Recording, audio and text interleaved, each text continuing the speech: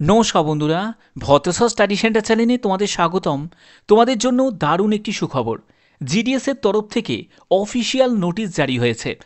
তোমরা অনেকেই অপেক্ষা করছো জিডিএস এর নতুন বিজ্ঞপ্তির জন্য। তোমরা অনেকেই বলছো যে স্যার জিডিএস এর ব্যাপারে নতুন আপডেট দিন। কবে থেকে জিডিএস এর আবার নতুন বিজ্ঞপ্তি জারি হবে, কবে থেকে আবার নতুনভাবে আমরা আবেদন করতে পারবো। তো এর জন্য অফিসিয়াল নোটিশ জারি হয়েছে। আজকের ভিডিওর মাধ্যমে সেই সব ব্যাপারে বিস্তারিত তথ্য তোমাদের কাছে তুলে ধরব। তোমরা অবশ্যই কমেন্টে জানাবে যে মাধ্যমিকে তোমার কত পার্সেন্টেজ নাম্বার আছে এবং তোমার পোস্ট অফিসের নাম কি। অবশ্যই প্রত্যেকে তোমরা কমেন্টে এখনই জানিয়ে দাও। তো চলো মূল পিডিএফে চলে যাচ্ছি। তো দেখতে পাচ্ছ যে আমি একদম অফিসিয়াল নোটিশটা ওপেন করে নিয়েছি, যে 18ই আগস্ট 2025 একদম লেটেস্ট নোটিশ জারি হয়েছে। তো এখানে অল ইন্ডিয়া গ্রামীণ ডাকসেবক ইউনিয়নের তরফ থেকে কি বলা হয়েছে, সাবজেক্টে তোমরা দেখো, urgent request for early commencement of GDS rule 3 transfer September 2025 cycle. তো এই ব্যাপারে অফিসিয়ালিভাবে যা যা বলা হয়েছে সব কিছু তুলে ধরবো, কিন্তু তার আগে তোমাদের বলে দিই, কিছু কনফিউশন আমি আগে দূর করে দিই। তোমাদের অনেকের প্রশ্ন, অনেকে বলছো যে স্যার এজ লিমিট কি ইনক্রিজ হতে পারে? না, এজ লিমিট আগে যা ছিল 18 থেকে 40 বছর সেটাই থাকবে, কোনো পরিবর্তন তোমরা দেখতে পাবে না। ওকে। আপার এজ লিমিট রিল্যাক্সেশন ক্ষেত্রে তোমাদের এসসি এসটি যারা ক্যান্ডিডেট তারা 5 বছর যেমন ছাড় পাচ্ছিলে, ওবিসিরা 3 বছর, তারপরে তোমাদের পিডাব্লিউডি ক্যাটাগরি থেকে 10 বছর, 13 বছর, 15 বছর ক্যাটাগরি ওয়াইজ তোমাদের রিল্যাক্সেশন যেরকম ছিল সেরকমই থাকবে।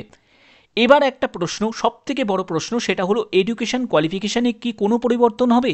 এডুকেশন কোয়ালিফিকেশান যা ছিল তাই থাকবে, অর্থাৎ 10th পাসই কিন্তু থাকবে। যেগুলো যেগুলো বলা হয়েছিল, যেগুলো নিয়ে প্রস্তাবনা রাখা হয়েছিল, সেগুলো কিন্তু কোনো রকমভাবে ইমপ্লিমেন্ট হচ্ছে না। শুধুমাত্র একটা জিনিস ইমপ্লিমেন্ট হবে, সেটা সম্ভাবনা রয়েছে, সেটা হলো লোকাল ল্যাঙ্গুয়েজের ব্যাপারটা। অর্থাৎ যে ওয়েস্ট বেঙ্গলের যারা ক্যান্ডিডেট তারা যে বিভিন্ন রকমভাবে বঞ্চিত হচ্ছিল, তারা নিজেদের জায়গায় নিজেরা যে সিট পাচ্ছিল না, সেই ব্যাপারটা কিছুটা বন্ধ হতে পারে।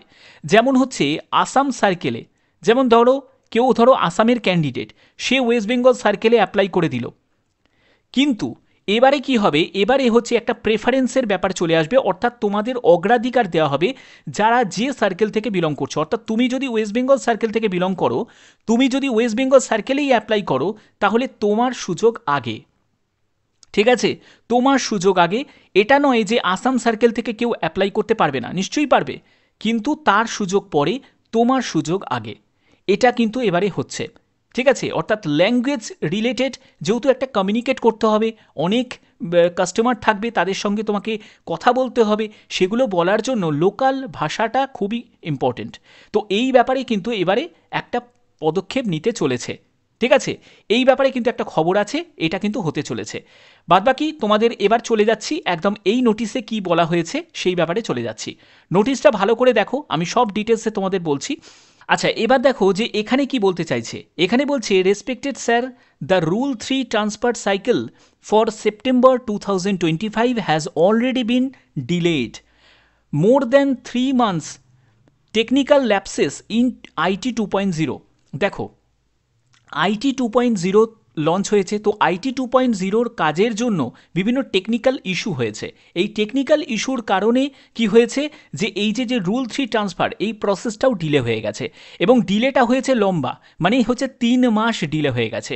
মানে জুন মাসের মধ্যেই তোমাদের এই রুল 3 ট্রান্সফার প্রসেসটা কমপ্লিট হয়ে যাওয়া দরকার ছিল। এই রুল 3 ট্রান্সফারটা কী আছে, কারণ তোমরা জানো যে অনেকে তো বিভিন্ন সার্কেলে অ্যাপ্লাই করে দেয়। যে ধরো কেউ একজন ওয়েস্ট বেঙ্গলের ক্যান্ডিডেট, সে ধরো অ্যাপ্লাই করে দিল আসামে।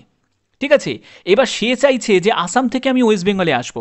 আবার অনেকে আসামের যে ক্যান্ডিডেট, সে ওয়েস্ট বেঙ্গলে অ্যাপ্লাই করে দিয়েছে। এবার সে চাইছে যে আমি এত বছর তো ওয়েস্ট বেঙ্গলে কাজ করলাম, এবার আমি নিজের ঘরেতে ফিরে যাব, তো আমি আবার আসামে ট্রান্সফার নেব। তো এইগুলো অনুযায়ী যা প্রসেস, মানে নতুন বিজ্ঞপ্তি জারি হওয়ার আগে এই প্রসেসগুলো কিন্তু কমপ্লিট হয়ে যায়। ঠিক আছে, যার ফলে একটা এক্স্যাক্ট বোঝা যায় যে কত ভ্যাকেন্সি রয়েছে। কারণ যে দেখো, যে ওয়েস্ট বেঙ্গলের ক্যান্ডিডেট সে আসামে চলে গেল, তাহলে কি হলো, ওয়েস্ট বেঙ্গলে কিছুটা সিট ফাঁকা রয়ে গেল।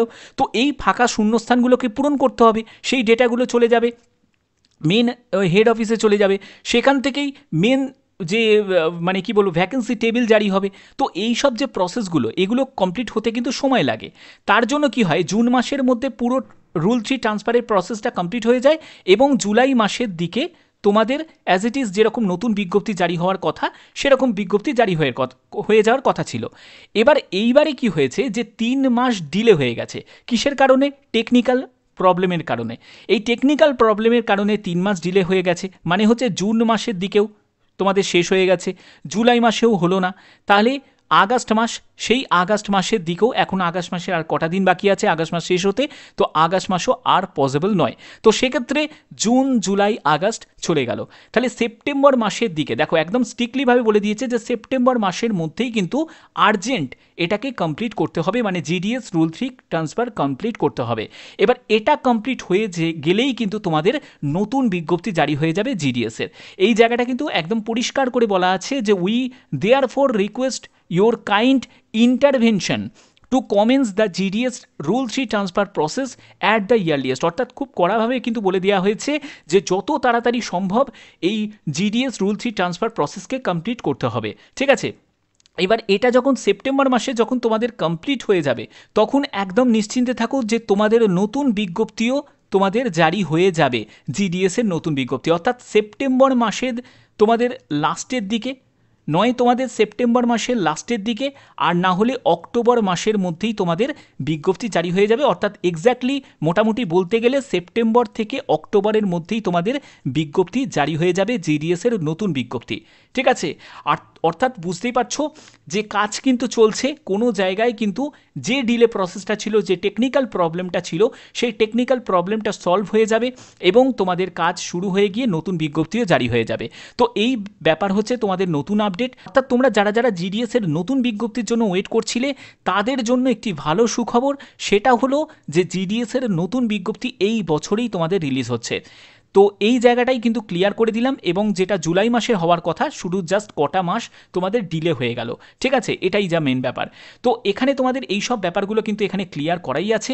তো আশা করছি ভিডিওর মাধ্যমে যেটুকু আপডেট ছিল সেই আপডেটটা তুলে ধরলাম, এবং তোমরা অবশ্যই কমেন্টে জানাবে যে 10তে তোমাদের কত পার্সেন্টেজ নাম্বার আছে, যেহেতু তোমাদের 10th পার্সেন্টেজের ভিত্তিতেই এখানে নিয়োগ হবে, এবং তোমাদের পোস্ট অফিসের নাম সেটাও কিন্তু প্রত্যেকে কমেন্টে এখনই জানিয়ে দাও, যাতে তোমাদের কাছে এইরকমই যাতে লেটেস্ট আপডেটগুলো পৌঁছে দিতে পারি। এখনের মতো এইটুকুই, টাটা।